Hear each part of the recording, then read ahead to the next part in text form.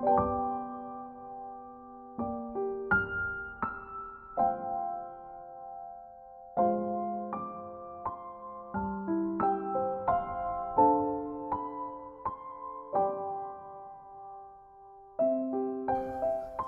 malam sebelum tidur. Firman Tuhan dalam kitab Markus pasal 4 ayat 38 tertuliskan demikian. Pada waktu itu Yesus sedang tidur di buritan di sebuah tilam. Maka murid-muridnya membangunkan dia dan berkata kepadanya, "Guru, Engkau tidak peduli kalau kita binasa?" Sahabat Kristus yang dikasihi dan mengasihi Tuhan, pelayanan terhadap mahasiswa bukan perkara yang mudah. Mereka acap kali berbuat banyak hal yang menjengkelkan. Akibatnya, saya merasa gagal dalam pelayanan dan bertanya kepada Tuhan, "Mengapa Engkau diam saja dan tidak menolong aku? Mengapa Engkau menaruh aku dalam pelayanan ini dan tidak mengizinkanku untuk melayani sebagai dosen?" Pertanyaan demi pertanyaan muncul dan semuanya mengarah untuk menyalahkan Tuhan. Maka saya dapat memahami dengan baik kisah tentang para murid yang marah-marah, yang kecewa, sementara mereka bersusah payah menghadapi masalah yang berat, menghadapi hujan badai.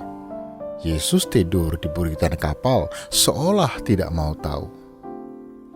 Namun, setelah saya renungkan kembali kisah ini, saya jadi malu.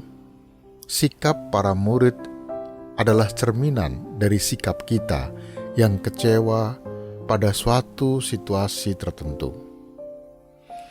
Sahabat Kristus, seharusnya sikap para murid yang sudah putus asa tidak marah dan menyalahkan Yesus, melainkan minta pertolongan darinya. Seharusnya mereka rendah hati dan minta belas kasihan pada Yesus.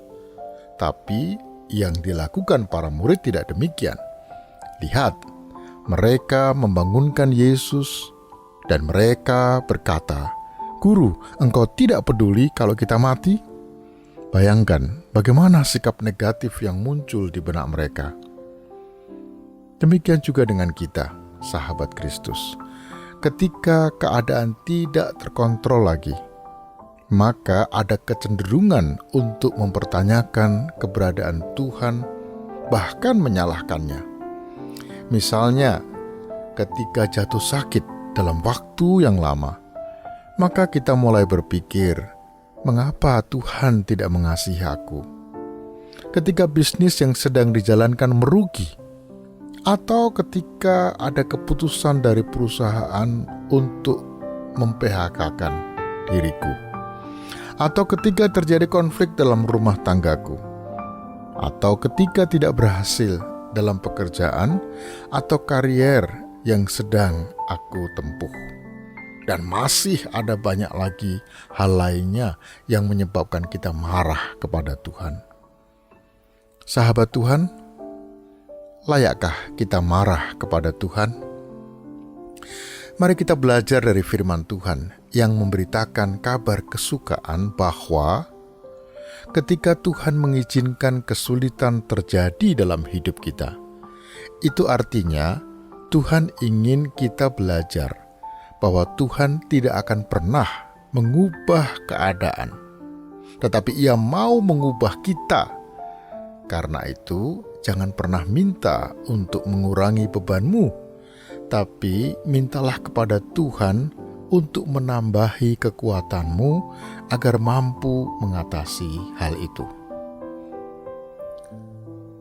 Sahabat Kristus, percayalah bahwa ketika Tuhan menempatkan kita dalam situasi yang buruk, pasti ada maksud yang baik di balik semua itu.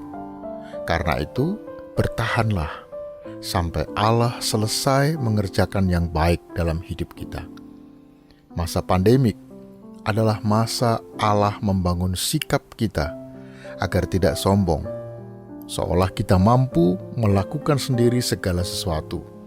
Ternyata bukan demikian yang terjadi. Melalui kesulitan yang kita alami, firman Tuhan mengajarkan kepada kita untuk semakin mengenal Kristus yang telah merengkuh seluruh kesalahan kita dengan mengorbankan nyawanya di kayu salib. Dan yang lebih hebat lagi, Ia telah bangkit dan mengalahkan kematian yang ditakuti oleh manusia. Jadi apalagi sahabat Kristus? Apalagi yang perlu kita takuti atau cemaskan? Ingat, semua hal besar yang menakutkan manusia sudah ditaklukkannya. Sehingga sakit penyakit atau musibah apapun, permasalahan apapun, tidak lagi dapat memisahkan kita dari kasih Kristus. Inilah yang membuat kita menjadi tenang. Sahabat Kristus, kita tenang bukan karena masalah kita diselesaikan oleh Tuhan, tapi kita tenang karena persoalan terbesar sudah dibereskan. Kita tenang bukan karena ketakutan-ketakutan kita telah diambil Tuhan, tapi kita tenang karena ketakutan kita yang terbesar sudah dikalahkan oleh Tuhan.